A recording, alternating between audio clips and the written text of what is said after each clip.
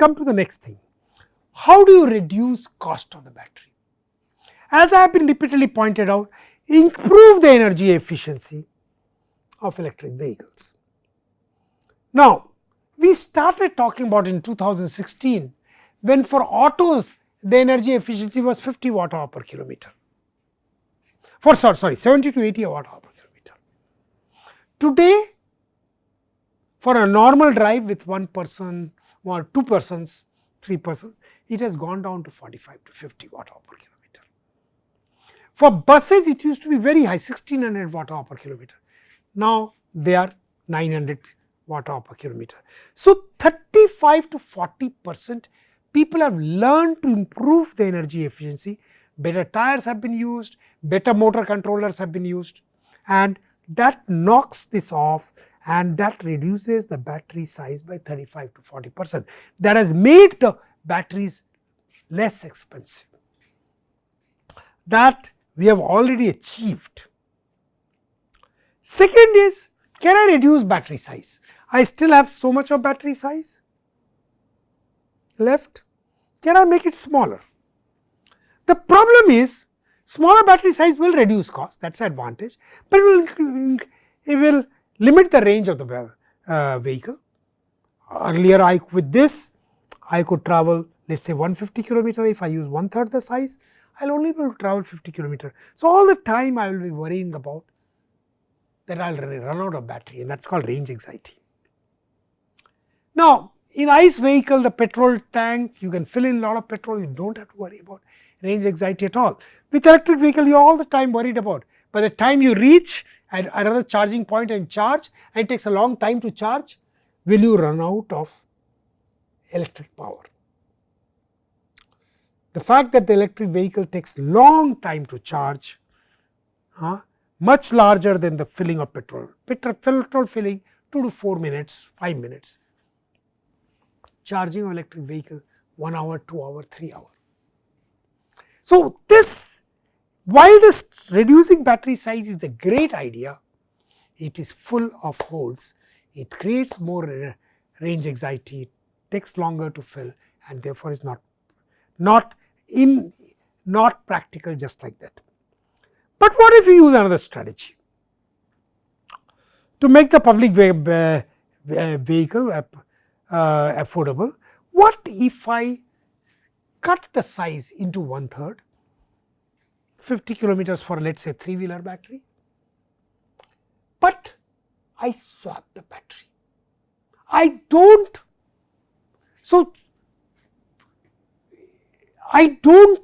own the battery at all. I will go to a equivalent of petrol pump, pick up a battery, and when I have run out of it, I will give that battery back and take another battery.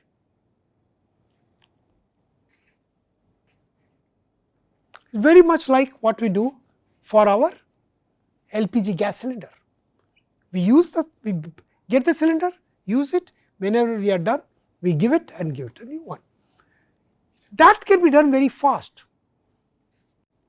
In a place where swapping takes place, let us say in petrol pump, it will not take more than 2 to 3 minutes to swap the battery. And whether it should be 50 kilometer or 100 kilometer depends on the kind of vehicle and all that. Now, it has multiple benefits. First of all, no waiting time, no charging time. I do not have to worry. After I give the battery, let them charge and keep it ready for the next vehicle. Second, smaller battery means smaller weight, my watt hour per kg will improve.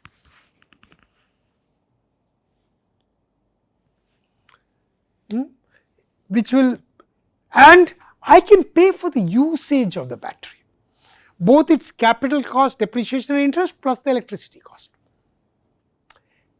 The most interesting part is that when you do that payment and you compute cost per kilometer is less than the petrol vehicle cost, and you are not buying the battery now.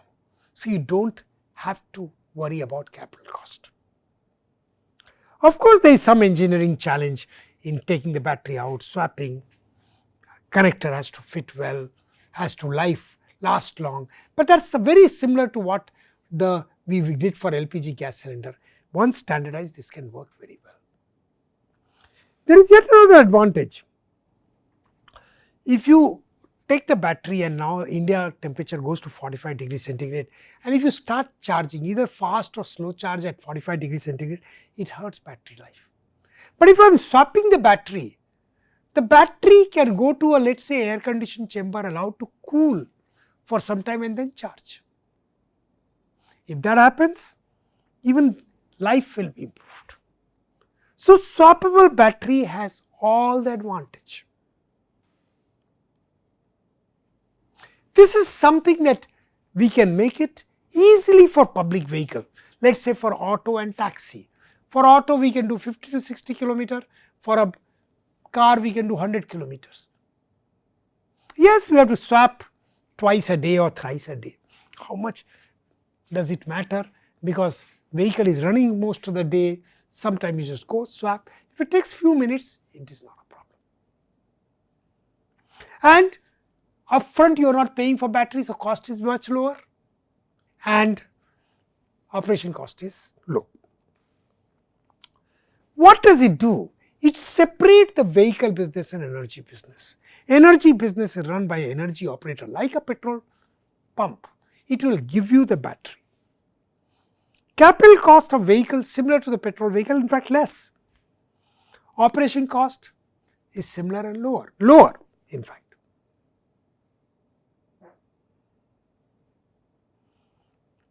And this whole thing can take up in a big way immediately, and for a long time swapping was not accepted. Today it is accepted.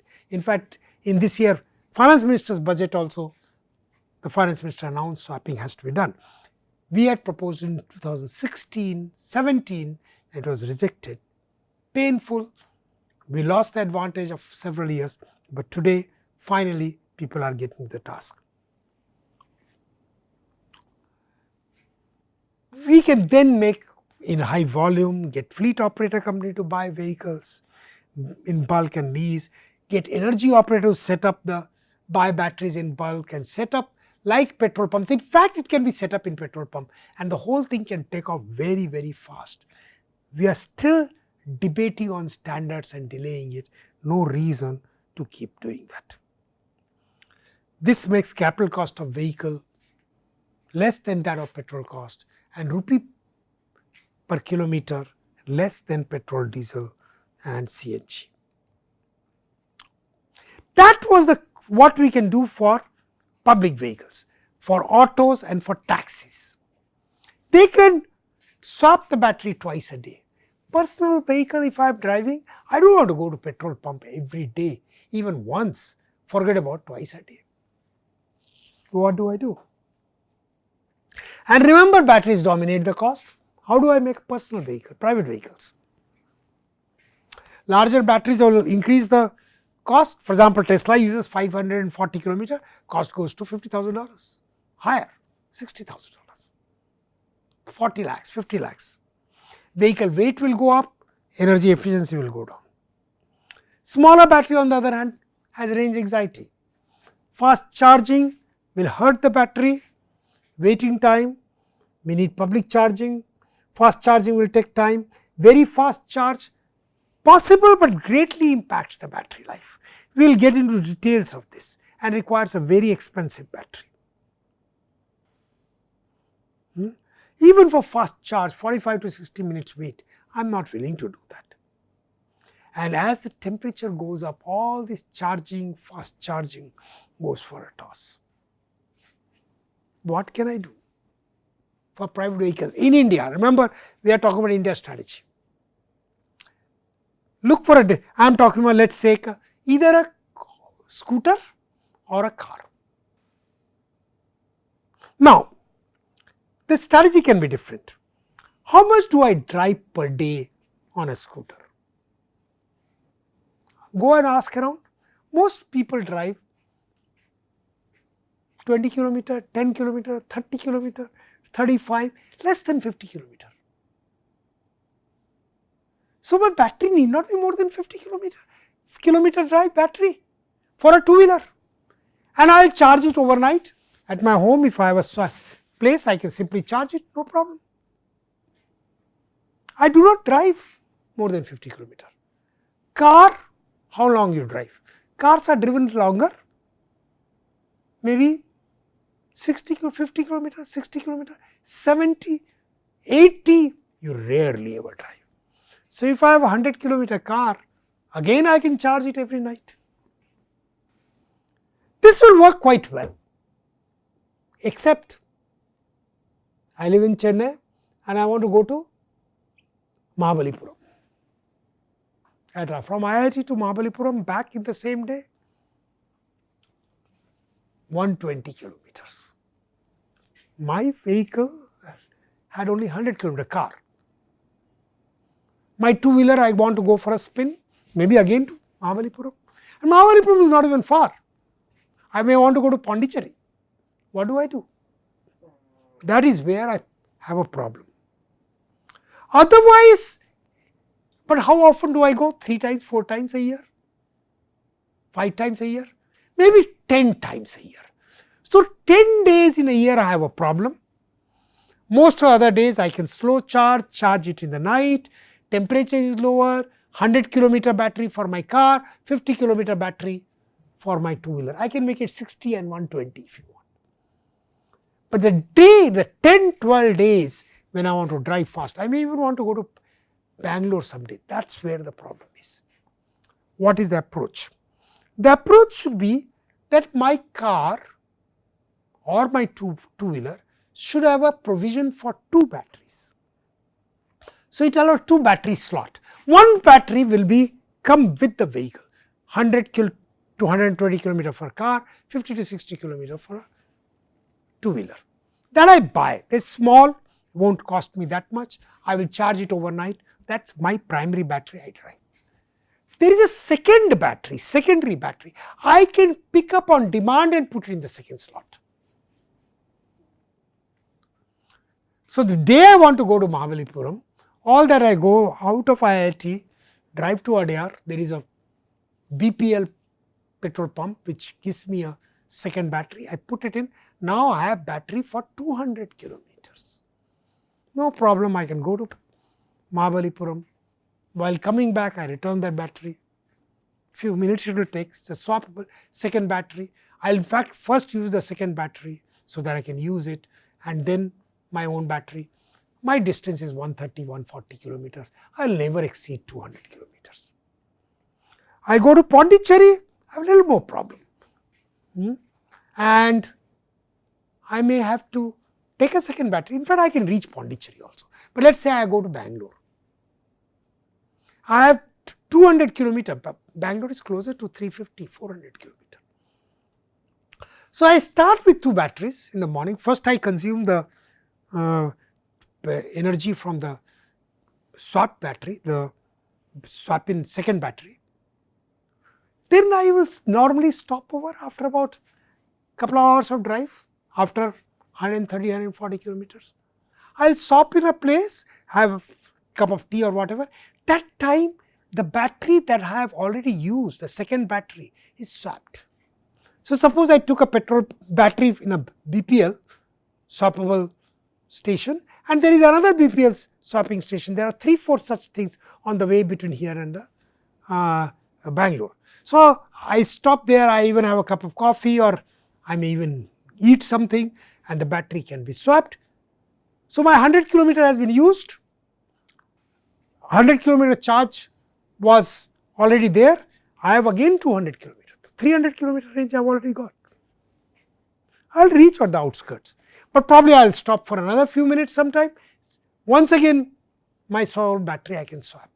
In fact, I can keep on going. If I want to drive all the way to Mysore, I will swap 3 times the second battery. First battery will be there, it will be more or less consumed. I will reach the other end, charge it overnight, but I have gone 400 kilometers. I can go 1000 kilometers like this. Similarly, in two-wheeler, I have let us say 50 to 60 kilometer battery to begin with. I want to go to Pondicherry, I add a second battery. On the way somewhere, I go past Mahabalipuram, that 50-60 has been exhausted, the battery that I have swapped in, swap that battery again, I have 180 kilometer, I can easily reach Pondicherry.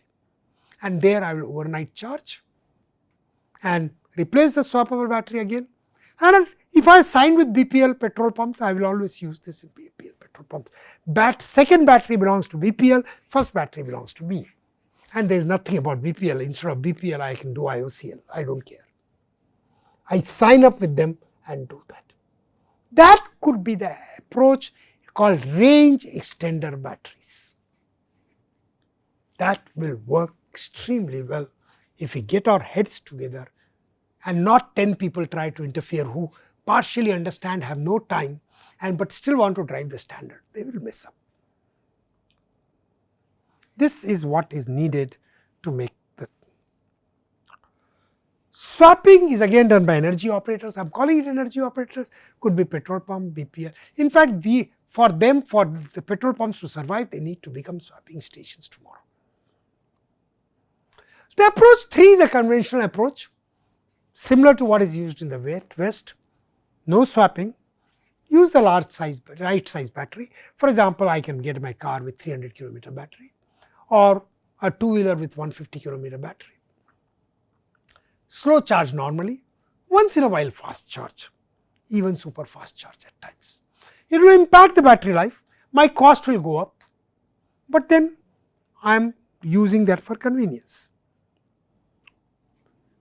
The question will be, where do I charge? I have to get public chargers. At homes, of course, is always the best place to charge. Homes, offices, even if I go and stay in a hotel, at the hotel. But can I also do at public places? We will discuss this in detail. There is a whole charging chapter. I think it comes in part 2 or part 3. Part 3. We will get into details. We will answer the question, do the charger need standardization, batteries need standardization, do the swapping of batteries and charger need standardization. All these are important questions. I do not want to deal with it now. They do need some standardization. We will discuss this in detail little later.